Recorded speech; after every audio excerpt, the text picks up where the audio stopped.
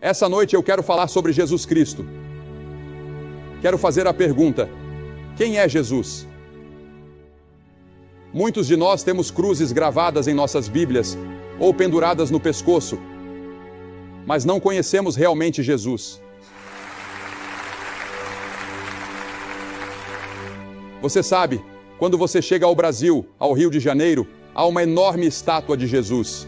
É um marco do Rio, de dia e de noite. Ela tem 40 metros de altura. São 40 metros de uma ponta dos dedos à outra, com os braços estendidos. Alguém chamou este ano, neste país, de o Ano de Jesus. Uma das emissoras transmitiu recentemente uma minissérie sobre Jesus. Minha filha escreveu um livro chamado Só Me Dê Jesus.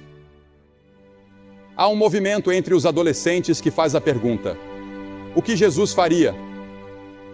Quase todo mundo já ouviu falar de Jesus, mas milhões não sabem realmente quem ele é. Eles não o têm em suas vidas e em seus corações. E o mundo hoje está à procura de um Messias que venha nos salvar. Muitos anos atrás, o profeta Ezequiel disse: procurei entre eles um homem, mas não encontrei nenhum.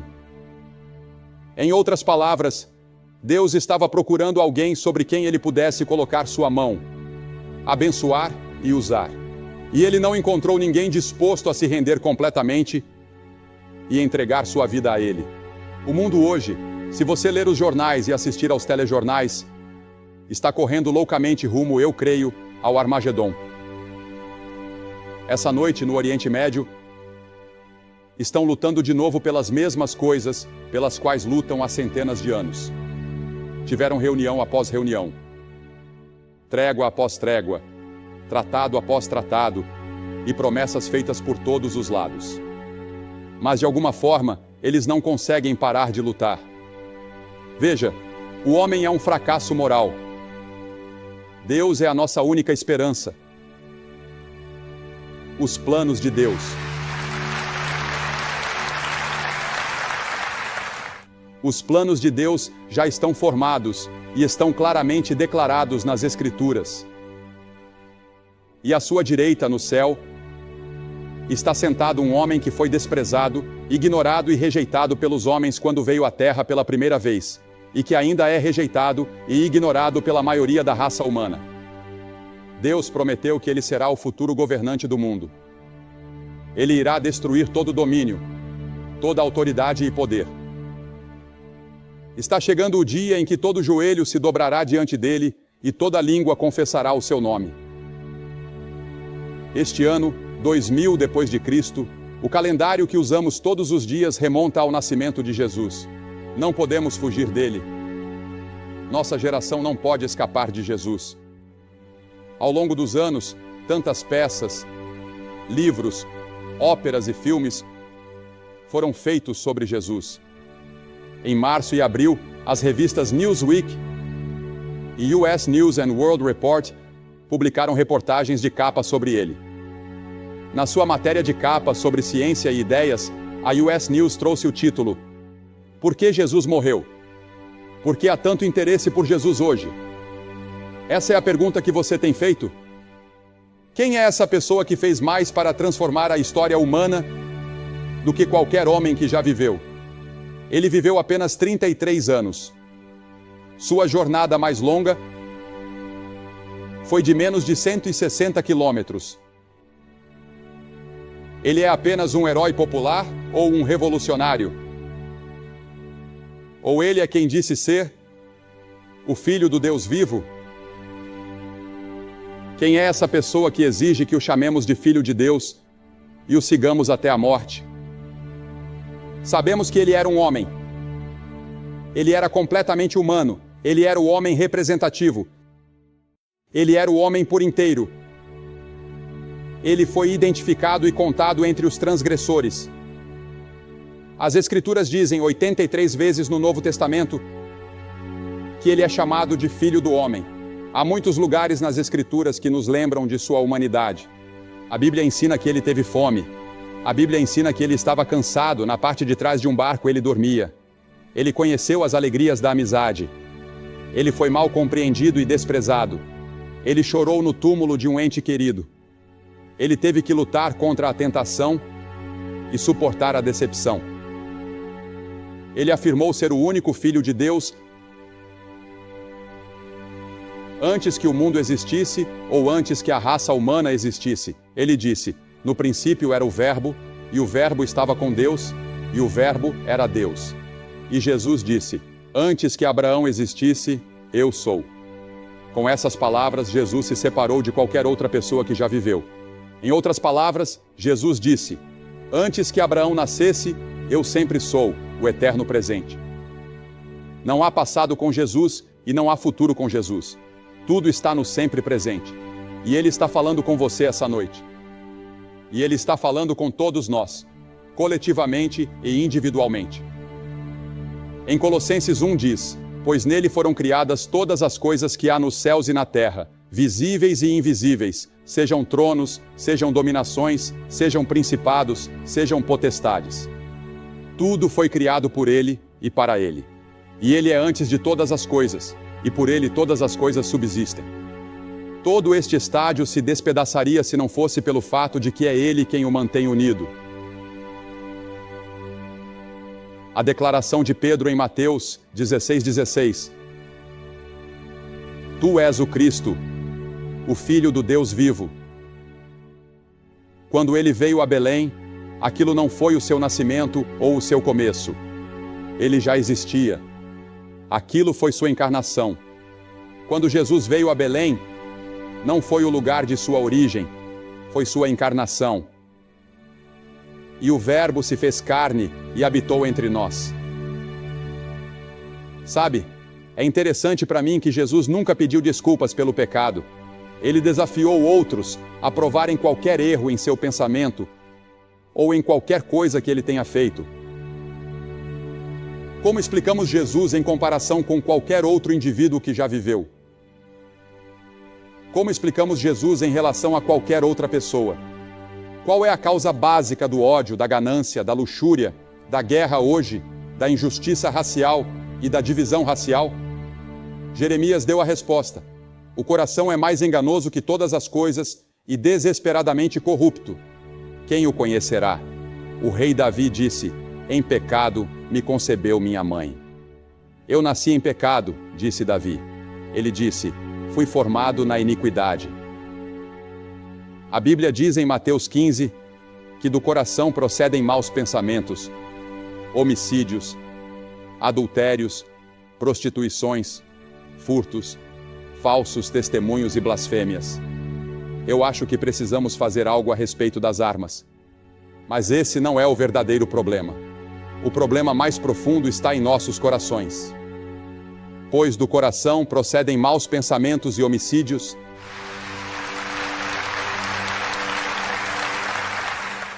e adultérios, e furtos e blasfêmias. Todas essas coisas vêm do coração dos homens e das mulheres.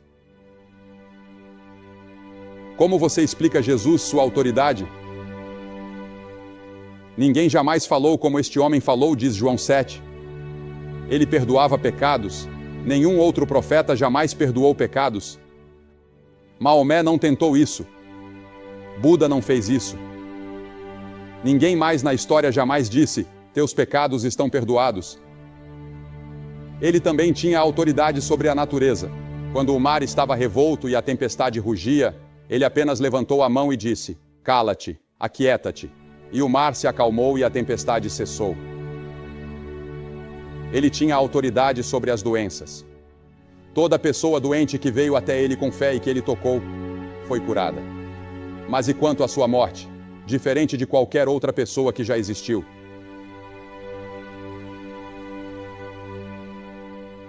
Veja, Jesus foi executado. Ele foi tratado como um criminoso. Ele levou sobre si os nossos pecados. Ele se fez pecado por nós, aquele que não conheceu o pecado. Você consegue imaginar uma pessoa sendo a própria encarnação do pecado? Foi isso que Jesus foi na cruz. Isaías 53 diz: o Senhor fez cair sobre ele a iniquidade de nós todos. Em 1 Pedro 2:24 está escrito: Ele mesmo levou em seu corpo os nossos pecados sobre o madeiro. Miqueias diz que todos os nossos pecados foram lançados nas profundezas do mar. Eu estava lendo hoje sobre um lago na Rússia, que é o ponto de água mais profundo do mundo, com milhares de metros de profundidade. Nossos pecados estão sepultados nas profundezas do mar. As Escrituras dizem que por causa do que Cristo fez na cruz, Ele se fez pecado por nós. Ele foi executado por você. Ele tomou o seu juízo e o seu inferno. Você nunca precisará ir para o inferno. Você nunca precisará comparecer diante do grande trono branco se estiver em Cristo. Mas todos os outros irão. A Bíblia diz que chegará o dia em que Ele julgará o mundo inteiro. E você estará diante de Deus no grande julgamento. Centenas de vocês que estão aqui esta noite. E você não estará com uma grande multidão como essa. Você diz, vamos nos divertir quando chegarmos lá. Não, você estará sozinho. Você vai estar diante de Deus sozinho e prestar contas do que fez com Jesus e de como viveu a sua vida. E muitos de nós vamos ficar terrivelmente decepcionados e vamos clamar por misericórdia, mas será tarde demais. A Bíblia diz que clamaremos para que as rochas e as montanhas caiam sobre nós e nos escondam daquele que está assentado no trono, mas não poderemos. E a crucificação de Cristo é uma pedra de tropeço para muitas pessoas, porque parece loucura. A Bíblia diz, para os que perecem, é loucura. Muitos aceitam os ensinamentos de Cristo quando Ele diz, amem uns aos outros, mas param na cruz. É na cruz que você precisa chegar antes de realmente conhecê-lo. E você precisa confessar que é um pecador e precisa se arrepender do pecado. E a palavra arrependimento significa que você se volta, que você muda. Você está indo em uma direção na sua vida e está disposto a ir em outra. Você diz, mas Billy, eu não tenho essa capacidade. Eu tentei mudar. Eu tentei melhorar, mas não consigo. Não, você não consegue. Mas Deus vai te ajudar se você se submeter a Ele e disser, Senhor, eu preciso da tua ajuda. Eu preciso da tua ajuda até para me arrepender. Eu preciso da tua ajuda até para ter fé, para crer com o tipo de fé que eu devo ter. E você? E então há a ressurreição dele. A Bíblia diz que o levaram e o sepultaram após sua morte. Mas no terceiro dia, ele ressuscitou. E ele está vivo esta noite.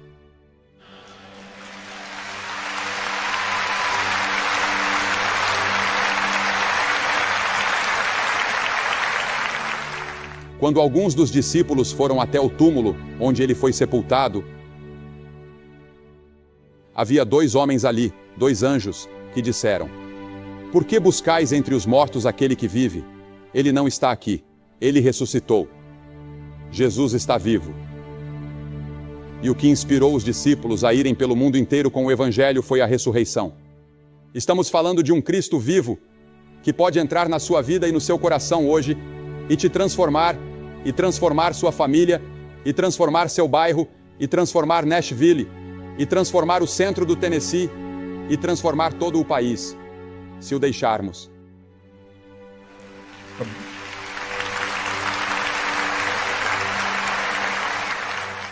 A Bíblia diz que, se com a tua boca confessares o Senhor Jesus, e em teu coração creres que Deus o ressuscitou dos mortos, serás salvo. Você precisa crer que ele não apenas morreu, mas que ressuscitou. Isso é metade. Uma metade é que você se arrepende. Você vem e diz, ó Senhor, eu sou um pecador. Me arrependo por ter pecado. Por favor, me perdoa e me ajuda a mudar. Mas então você precisa viver a vida. E ali o Cristo ressurreto está, através do Espírito Santo, para te ajudar a viver a vida depois que você veio a Cristo. Se Cristo não ressuscitou, então ele não é Deus. E a tremenda força na história permanece sem explicação. O apóstolo Paulo, no caminho para Damasco, estava perseguindo cristãos e matando cristãos. Ele odiava Jesus. E um dia houve uma luz brilhante, e ele caiu de joelhos e soube que era Jesus. E ele disse: Quem és tu, Senhor? Em Atos, capítulo 9. E essa é a pergunta que você precisa responder. Quem é Jesus? Essa é a pergunta da nossa geração. Quem é Jesus? Jesus afirmou. Se Jesus afirmou ser Deus sabendo que não era, ele foi um enganador. Se ele achava que era Deus e não sabia a diferença, ele era um lunático. Jesus foi quem disse ser Deus manifestado em carne. Pense nisso. O Deus Todo-Poderoso, que criou as estrelas e os planetas e todo esse universo, e que sustenta tudo isso. Ele é aquele que quer entrar na sua vida e no seu coração hoje à noite de uma forma nova.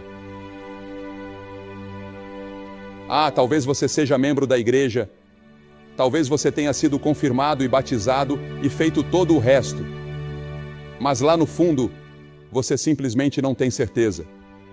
Você não tem certeza de que está pronto para se encontrar com Deus. Você não tem certeza de que escapará daquele grande julgamento.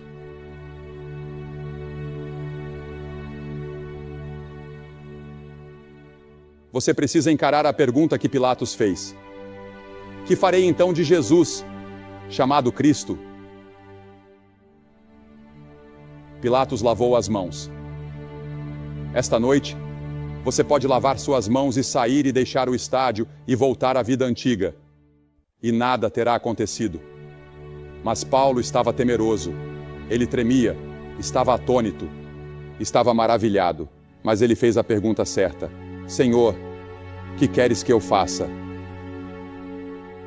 E Jesus lhe disse: levanta-te e vai. E é isso que Jesus está dizendo a você nesta noite. Lá nas arquibancadas e aqui embaixo neste campo. Levanta-te e vai. Levante-se do seu assento e faça um novo compromisso com Jesus. E tenha certeza de que seus pecados foram perdoados. Veja, esta pode ser a única chance que você terá. O resto da sua vida é esta noite. Você pode não conseguir voltar a essas reuniões nesta semana. Você talvez nunca mais tenha outro momento como este, quando o Espírito Santo está falando com você, como está falando esta noite.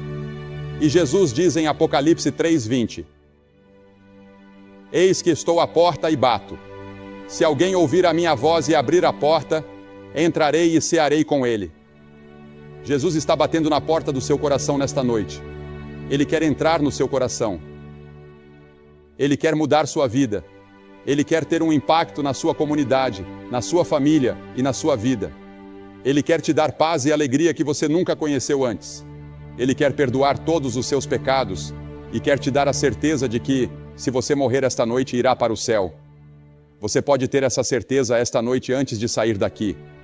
E eu vou te pedir que faça algo que talvez seja muito difícil para você. Mas quando Jesus morreu naquela cruz, Ele estava morrendo por você. Porque Ele te amou.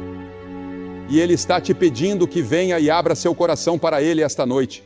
E se há qualquer dúvida na sua vida sobre seu relacionamento com Cristo, levante-se do seu assento agora mesmo e venha ficar aqui na frente, neste lindo campo que prepararam. Se você estiver com amigos ou parentes, eles vão esperar por você. Venha e fique aqui. E eu vou dizer uma palavra para você e fazer uma oração com todos vocês e dar um material para te ajudar na sua caminhada nos próximos dias. Levante-se e venha agora. Homens, mulheres, jovens, centenas de vocês, apenas levantem-se e venham ficar aqui. É só isso. Por esse ato, você está dizendo a Deus: eu abro meu coração para Jesus, que morreu por mim e que ressuscitou, e que está vivo esta noite. E Ele está batendo à porta do meu coração. Eu posso sentir isso. Levante-se e venha. Vamos esperar por você agora. Se você veio com um grupo, eles vão esperar por você.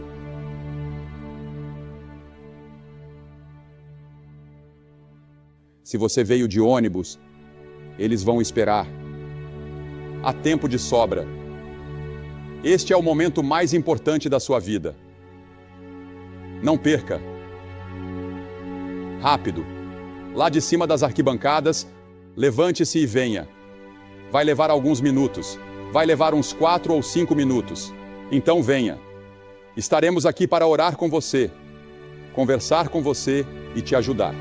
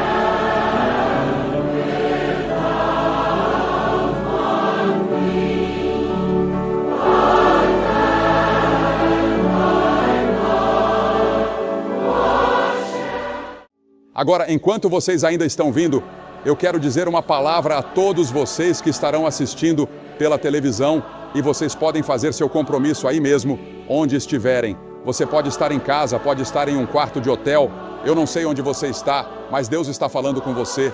Faça seu compromisso.